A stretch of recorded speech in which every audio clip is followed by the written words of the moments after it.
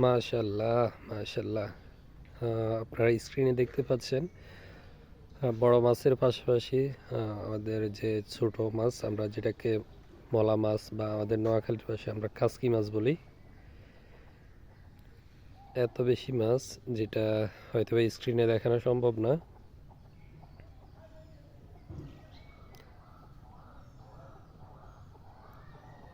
বন্যার কারণে আমাদের পুকুর পুরোটাই ভেসে যায়।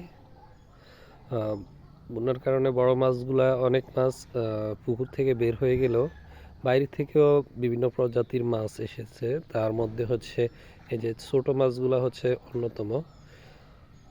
তবে বড় মাছও অনেক বেশি আসছে, যতটুকু গেছে আমরা মনে করি তার থেকে বেশি আসছে, যেহেতু পুকুরের গভীরতা ভালো ছিল। এবং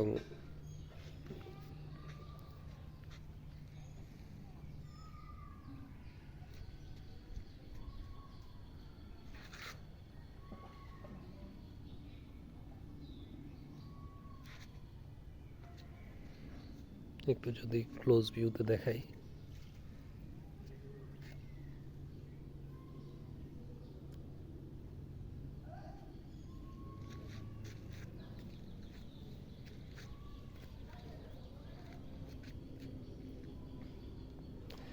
আমরা আশা রাখতেছি এই গুড়া মাছগুলা শীত আসার আগে আগে বা শীতের মধ্যে ইনশাল্লাহ একেবারে বড় সাইজের হয়ে যাবে। তখন বেড দিয়ে ভালোই একটা